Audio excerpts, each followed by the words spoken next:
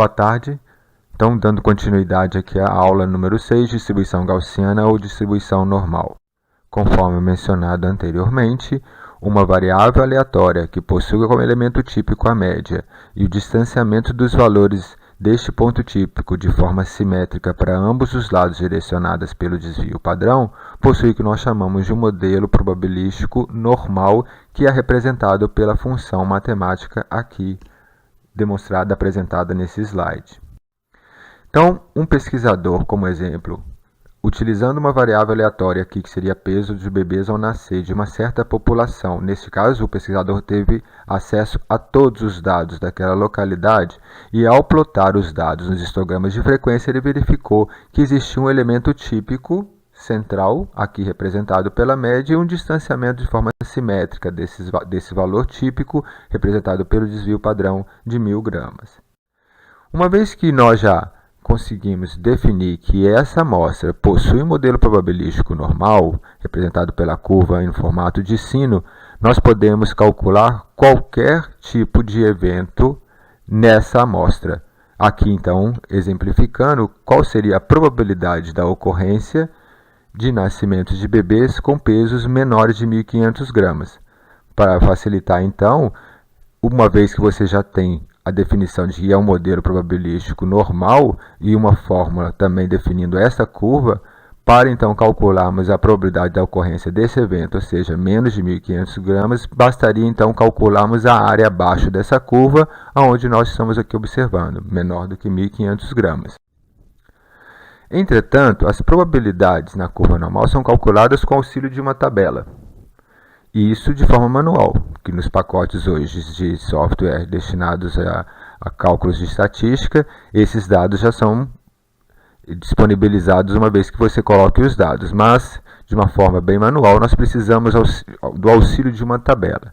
Como existem infinitas combinações de valores para média e desvio padrão, para qualquer tipo de amostra, lembrem-se que uma variável aleatória ela pode ter valores distintos nas mesmas condições, então nós teríamos que criar uma tabela para cada variável aleatória que estivéssemos analisando, se ela tiver, por exemplo, uma distribuição normal. Sendo assim, o que os pesquisadores verificaram para facilitar, eles então determinaram criaram uma variável chamada variável z, no qual essa variável tinha uma média igual a 0 e o desvio padrão igual a 1. Então, uma variável z que tem de uma distribuição normal com média 0 e desvio padrão igual a 1. Essa variável foi chamada então de variável normal padronizada. Isso então para facilitar a elaboração de uma tabela, e essa tabela pudesse então ser utilizada para qualquer tipo de variável aleatória. Então aqui a representação dessa variável que foi criada para confecção de uma tabela que foi então determinada normal padronizada. Ela possui um valor central típico, aqui representado por uma média 0, e o distanciamento de uma unidade, tanto para a direita quanto para a esquerda.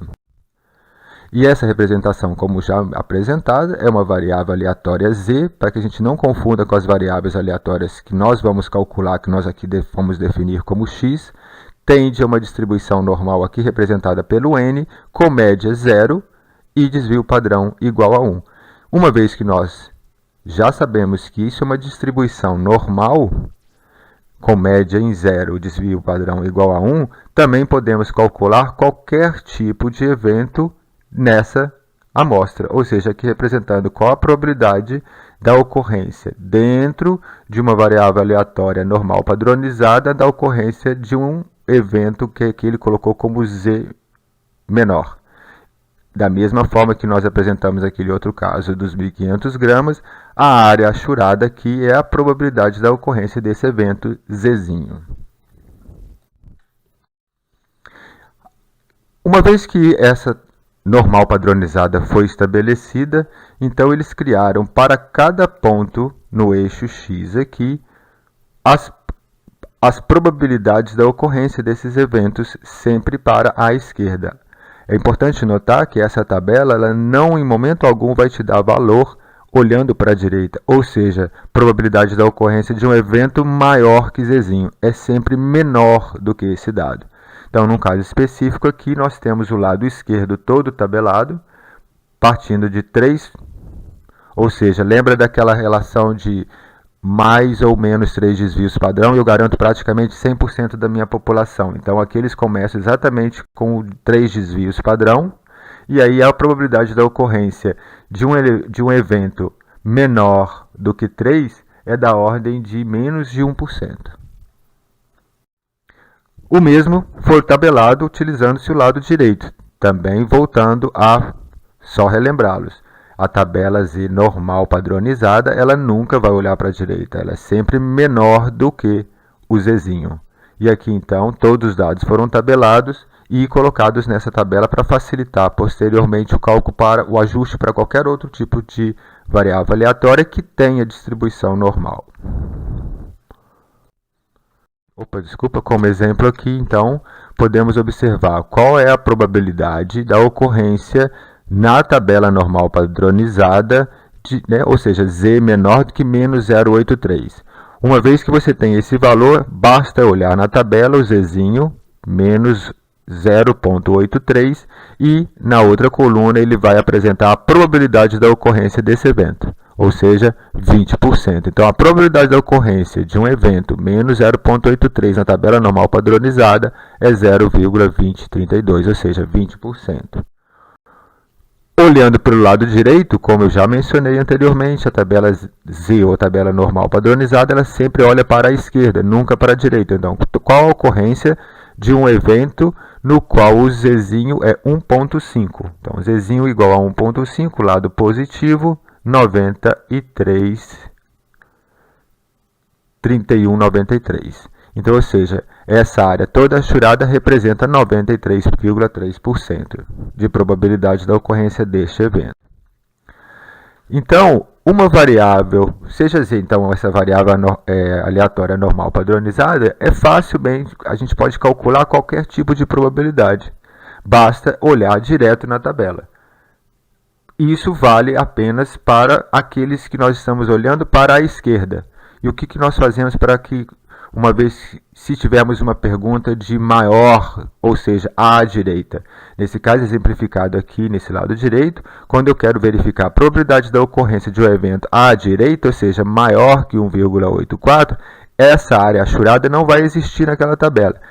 Mas como a característica da normal é a simetria, basta eu espelhar essa área e eu vou conseguir facilmente na tabela observar a representação dessa área aqui do outro lado, ou seja, a área achurada aqui é exatamente igual à área achurada de forma espelhada para a esquerda. Então, a probabilidade da ocorrência de um evento que seja Zzão maior que 1,4 é exatamente igual, menor que menos 1,84. Dessa forma, eu consigo facilmente encontrar a probabilidade da ocorrência, mesmo que eu esteja olhando à direita.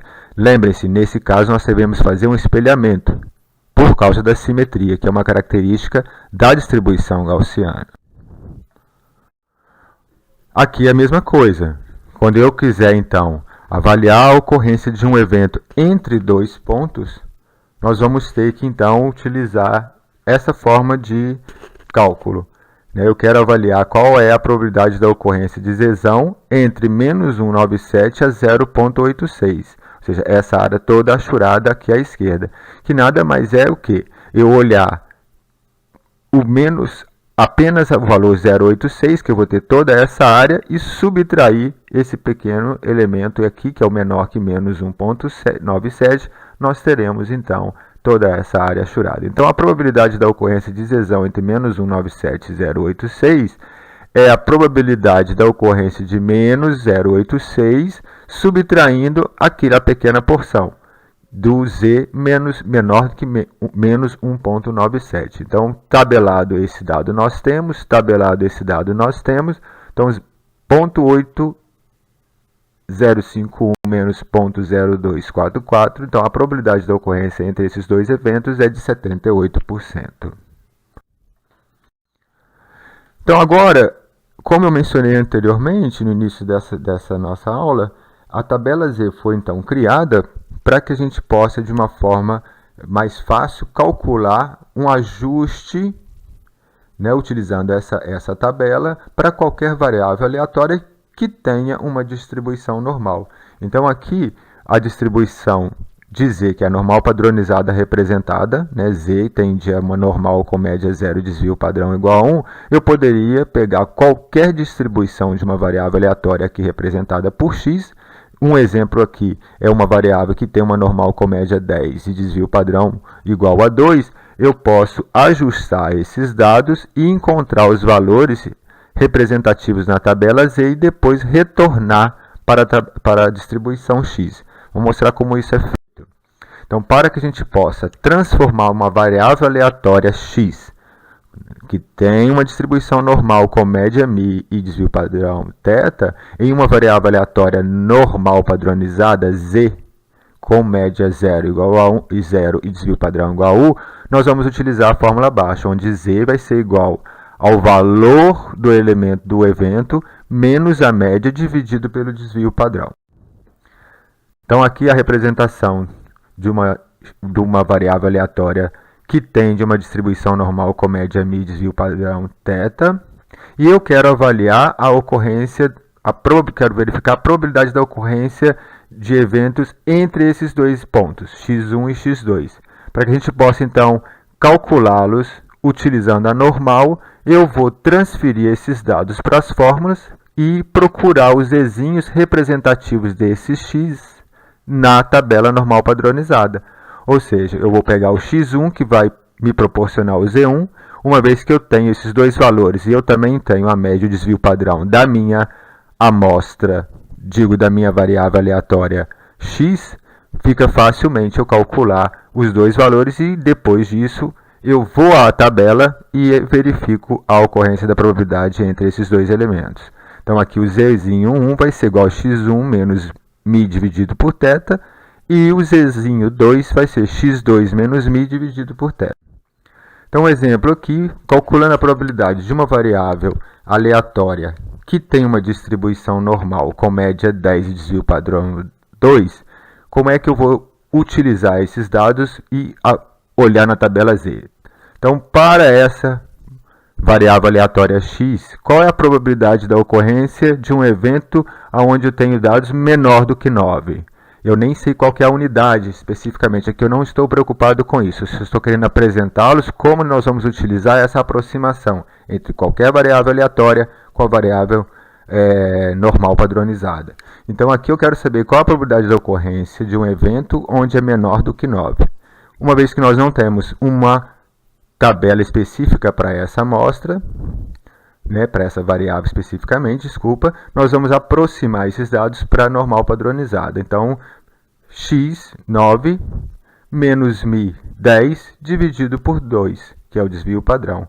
Então, eu quero encontrar na tabela o zzinho, que é menos 0,5. Na tabela, menos 0,5 representa 0,3085, 3085, 38. Então, a probabilidade da ocorrência desse evento nesta amostra x é de 30%. Qual é a probabilidade da ocorrência de um evento maior do que 13? De novo, 13 é o x, menos 10 a média, dividido por 2. Eu vou na tabela Z procurar qual a probabilidade da ocorrência de Z maior que 1,5.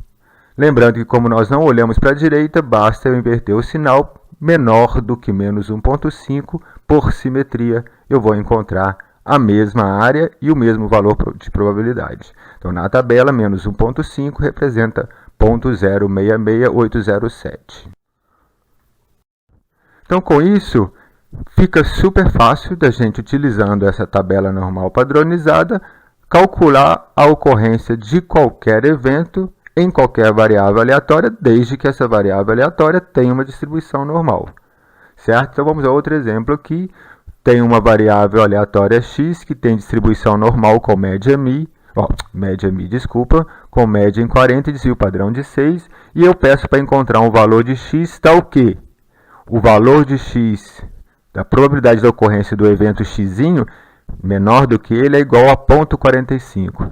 Neste caso, eu estou querendo encontrar o zzinho, ou o x. no qual eu tenho uma área achurada que representa 45%. Então, nesse caso, nós vamos só inverter a forma de pensar. Tá? Então, quando eu quero encontrar a probabilidade da ocorrência de um evento menor do que x, que vai me dar uma área de 45%, basta eu invertê-los aqui. Não é x menos mi dividido pelo θ, já que como eu ainda não tenho o valor de x, mas eu tenho o valor da probabilidade, é só inverter os dados aqui, nós vamos chegar ao valor de menos 0,13, que na tabela é exatamente 0,45. Nós também poderíamos ter olhado diretamente na tabela esse valor, certo? Visto que isso já está tabelado também. Então, o valor de zzinho é menos 0,13. Para que a gente possa, então, obter o que isso representa na variável x, basta, então, agora eu retornar com esse valor para aquela fórmula de z igual a x menos mi dividido por θ, que eu vou encontrar o valor de x, que aqui é 39,22.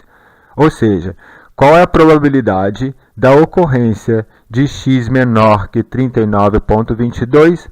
0,45. Qual é a probabilidade da ocorrência de x menor que x, dado que existe o 0,45? 39,22. Então, são as duas formas que nós temos de calcular. Ou você tem o elemento, que é o xzinho ou zzinho, ou você tem o valor da área. Um outro exemplo, também uma variável aleatória que tem uma distribuição normal com média de 40 e desvio padrão de 6, eu peço para encontrar o valor de x, tal que a probabilidade daquele evento na variável x me dá uma área de 0,14, ou seja, de 14%. Neste caso, ele está pedindo para valores maiores do que x. Lembrando que maior do que x, nós vamos ter que fazer espelhamento. Então, aqui, vamos observar que, aplicando a fórmula novamente, z igual a x menos mi dividido por θ, uma vez que eu ainda não tenho x, mas eu tenho o valor da área, facilmente eu vou encontrar na tabela 0,86. Esse valor, então, eu volto com ele na fórmula zx menos mi dividido por θ, e eu vou encontrar o valor representativo de xzinho na minha variável aleatória x. Ok? Então, vamos voltar àquele exemplo que eu apresentei lá no início dessa apresentação, no qual eu tenho uma variável aleatória x com pesos de bebês ao nascer de uma certa população e que tinha uma distribuição normal com média em 3.000 e desvio padrão de 1.000. E eu fiz a seguinte pergunta: qual a probabilidade da ocorrência de nascimentos com menos de 1.500 gramas? Como agora os senhores já sabem como utilizar a aproximação de qualquer variável aleatória para na variável aleatória normal padronizada, nós facilmente utilizando a tabela nós vamos verificar. Então, aplicando z igual a x menos mi dividido por θ, nós vamos procurar o que? O zzinho de menos 1,5, que vai nos dar a probabilidade da ocorrência da ordem de 6%. O mesmo poderia fazer olhando para a direita, lembrando do espelhamento. Qual a probabilidade da ocorrência de pesos acima de 4.000?